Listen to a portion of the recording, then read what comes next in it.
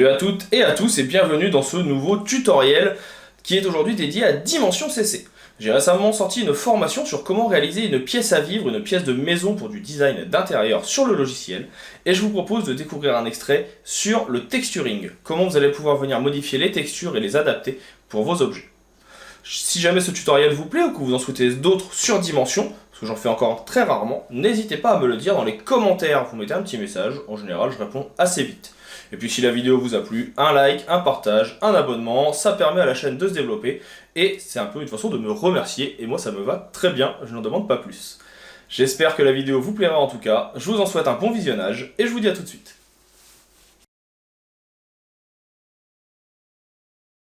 Passons maintenant à l'ajout des différentes textures et des différents éléments de notre composition.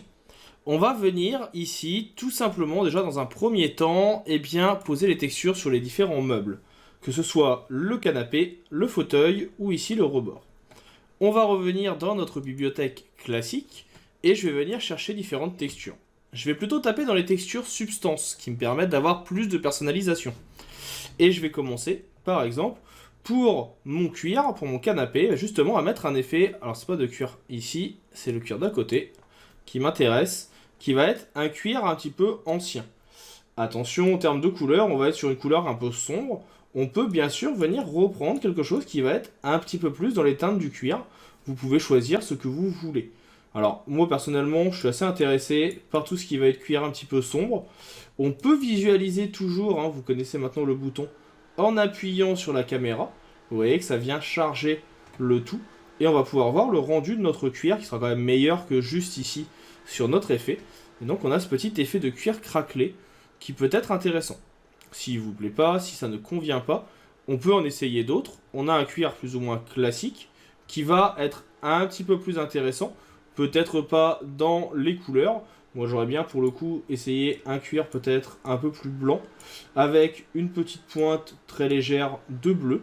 Ça peut être intéressant aussi. Ou alors sinon dans les tons gris. Totalement noir, je suis pas forcément ultra fan parce que le reste de la pièce est déjà sombre. Donc peut-être partir sur du blanc. Donc on laisse tester pour voir. On attend que ça charge un petit peu. Ça marche plutôt bien. Alors là, je pense que je vais garder cette couleur. Et du coup, on va venir mettre la même chose sur le cuir qui est dans le fond là-bas. Donc hop, on fait glisser. Je vais juste faire un petit CTRL Z et bien sélectionner sur mon fauteuil. Et bien ici, en ouvrant le menu. Alors je vérifie, malheureusement tout est en une seule pièce, donc j'ai pas le choix. Ça sera du cuir partout. Malheureusement ça va impacter les pieds aussi. C'est ce que je vous avais dit dans une vidéo précédente. Malheureusement parfois on n'a pas trop le choix. Les éléments sont en texture spécifique et surtout sont tous attachés ensemble, donc il faut faire avec. Ce que vous pouvez faire aussi, qui peut assez bien fonctionner, c'est sélectionner un objet. Et en venant prendre ici votre pipette, vous cliquez sur le cuir qui est à côté et automatiquement ça adapte. Donc là pareil, là par contre, ce que je vais faire c'est que je ne veux que ça n'impacte que la partie donc du dessus, pas les pieds. Je vais enlever le chargement pour que ça charge un peu plus vite. On va sélectionner cette partie là, et là on l'ajoute, la partie cuir craquelé. Je reprends mon outil de sélection, on va venir sélectionner dans notre objet et voir s'il y a plusieurs choses. Malheureusement c'est tout accroché, donc on va juste venir soit changer la couleur, parce que là ils vous disent qu'on peut changer la couleur intérieure, soit, si je viens ouvrir ici, vous allez avoir la possibilité de venir modifier dans le logiciel Photoshop. Ça va vous permettre très rapidement de pouvoir venir changer la couleur du dessus sans impacter les pieds. Donc j'ouvre Photoshop et je vous montre tout de suite comment on fait. Il faudra tout simplement venir cliquer sur le bouton Modifier. J'ai donc maintenant mon objet qui a été ouvert ici. Vous avez donc, comme je l'expliquais tout à l'heure, ce qu'on appelle un dépliage d'UV. C'est-à-dire que vous avez les textures qui sont dépliées pour qu'elles viennent se replier par la suite sur notre fauteuil ou notre chaise. Nous, ce qu'on veut changer, c'est la couleur des objets ou plutôt des éléments qui sont au-dessus. Donc ce que je vais faire, c'est que je vais venir faire une sélection tout simplement de mes couleurs. Donc ici, la couleur grise pour pouvoir tout simplement venir la changer. Donc j'ai pris ma pipette, ma baguette magique, je me suis mis à 50% de tolérance et je viens sélectionner les deux couleurs.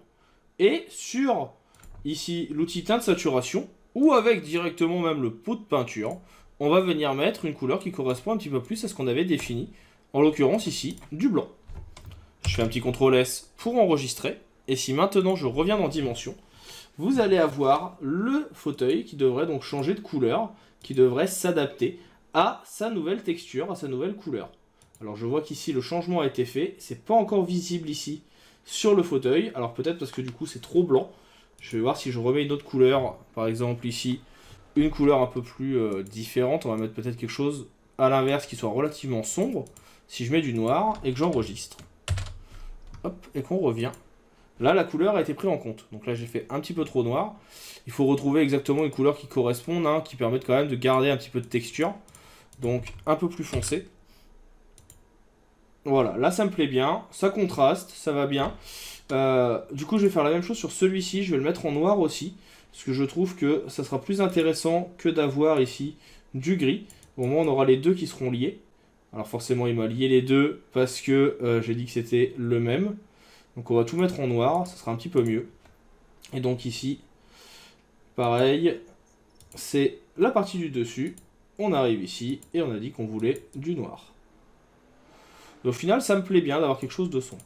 On va donner une petite touche colorée. Et cette petite touche colorée, hop là, on va venir, là j'appuie sur CTRL, sur les clics gauche et clic droit pour dézoomer. On va venir également, tout simplement, donner une petite texture à nos deux objets ici. Et cette texture, ça va être une texture d'or poli. Vous voyez, on va avoir ici une petite touche pour l'un en doré, et pour l'autre, je vais le mettre en bronze. Et comme ça va permettre d'avoir deux objets un petit peu différents, un petit peu sympas, mais qui vont connoter, qui vont être un peu plus lumineux que ce qu'on a. Et vous voyez bien qu'ici, on a même les réflexions donc, dans le métal, hein, qui peuvent donner l'impression qu'on a les autres objets. On va venir se mettre en vue finale, pour voir un peu le rendu, et puis on va laisser tourner la caméra quelques instants, pour pouvoir visualiser à quoi va ressembler notre pièce. Et donc on commence à avoir quelque chose qui est plutôt pas mal. Par contre, il y a deux choses qu'on a oubliées ici tout de suite dans cette pièce, c'est les murs et nos cadres. Et bien sûr l'arrière-plan, mais ça on en parlera après. Pour les murs, je vais essayer d'avoir une texture un petit peu sympa. On va pas forcément prendre du béton classique. Donc je vais juste venir ici enlever la petite visualisation caméra. On a des textures un peu marbrées qui pourraient donner de la couleur. Donc on peut tester, hein. J'ai cliqué là sur la texture et sur notre marbre. Je suis pas forcément hyper fan. Là ça va être un peu sombre. Et l'autre marbre ici, ça fait vraiment du marbre plus pour du bâtiment. Donc je teste des effets de béton. Je connais pas forcément toutes les textures. J'ai pas forcément toutes les idées en tête. Alors parfois on n'est pas obligé de prendre exactement la vraie qui existe. On peut en avoir d'autres qui fonctionnent bien. Mais là je vous avoue, j'en ai pas forcément en tête. Alors peut-être que là ça va faire très de piscine. Il faudrait venir baisser la répétition, ou plutôt augmenter la répétition. Mais là on aura un côté un peu trop piscine à mon goût. Le cuir, le daim, non. Non, mais on va rester, je pense, sur le béton qui est ici. Et puis, par contre, on va peut-être le mettre dans une autre couleur. On veut quelque chose qui soit peut-être un peu plus clair. Donc, peut-être venant tirer vers une connotation un peu orangée. Peut-être même pas orangé. Alors, bleu, non, c'est un peu trop kitschouille. Peut-être tirer vers le rouge un petit peu. Ça peut être sympa, tirant vers le rouge. Et là, on va prendre la même chose, donc comme tout à l'heure, un petit coup de pipette, et il nous fait la même chose de l'autre côté. A voir si on veut garder ces textures. On n'oublie pas que là, on peut venir rentrer dans le béton rayé. On peut venir modifier les cassures du béton. Est-ce que les rayures sont plus ou moins importantes? Pas trop ici. On est sur de la peinture, donc est-ce qu'on veut quelque chose qui soit un peu plus visible? Et puis bien sûr, vous pouvez ouvrir d'autres techniques, donc augmenter un petit peu la lumière ou non. Je vous invite à visualiser en même temps. Alors c'est vrai que ça peut faire chauffer l'ordinateur, hein, mais ça va permettre de voir le rendu assez rapidement de ce que ça va donner. Donc là, ça me paraît plutôt pas mal. Ça prend un peu de temps à charger hein, sur ces éléments ici avec beaucoup de transparence. Mais on a un premier rendu qui me paraît plutôt pas mal. Je pense que je vais rester sur quelque chose comme ça. Je regarde sur la résolution et autres. Ouais, ça me plaît bien. On va garder ici notre petite laitière. Par contre, je vais changer son petit cadre. Cadre qui est relativement sombre, je trouve. Donc, on va voir ce qu'on peut venir changer quand on vient la sélectionner. Ici, on a soit l'image, soit la frame. Et sur la frame, qu'est-ce qui se passe si on vient prendre peut-être un bois un peu plus... Hop là, je ne l'ai pas mis au bon endroit, forcément. Donc on a dit ici frame, on va ouvrir. Et donc là, on va se prendre un bois de noyer peut-être, pour voir ce que ça donne. Non, je suis pas forcément fan. Là non plus. On va peut-être rester sur ce qu'on avait avant. Au final, on avait un petit peu de boisure parce qu'il y avait cet effet graphique. On va venir voir sur le deuxième. Sur le deuxième ici qu'on a créé, pour l'instant, vous voyez qu'il n'y a rien qui apparaît. Mais je peux venir choisir d'avoir un effet de bois également. Donc ça peut être du bois graphique, ça peut être du noyer, ça peut être pas mal de choses. Là, je vais prendre un bois un petit peu comme ça qui va permettre d'avoir un peu plus de texture. Et puis, on va venir importer une image. Plusieurs possibilités. Je vous avoue que je ne vais pas aller chercher bien loin. J'ai mon ordinateur ici qui va me proposer et me permettre d'aller chercher quelques petits logos qui appartiennent à mon entreprise. Je pense que ça sera plutôt pas mal.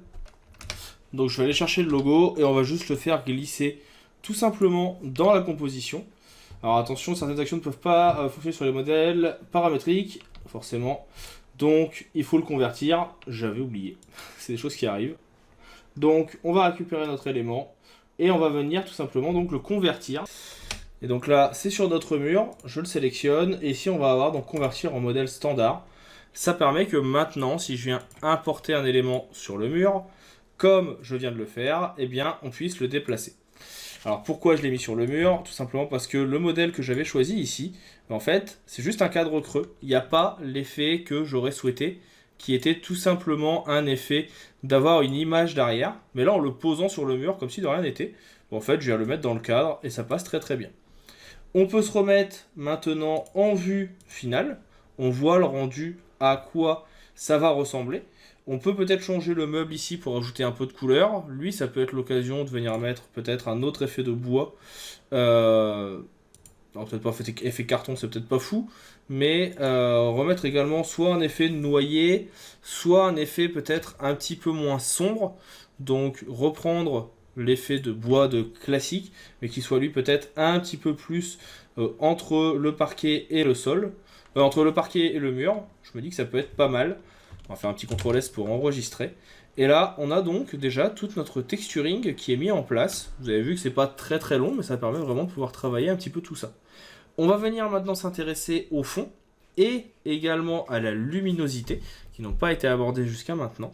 Puis on passera à la partie exportation et on en aura terminé donc avec cette petite scène dans Dimension, dans à peu près entre 45 minutes et 1 heure pour pouvoir venir réaliser le tout. On attaque la prochaine vidéo avec le fond et les lumières.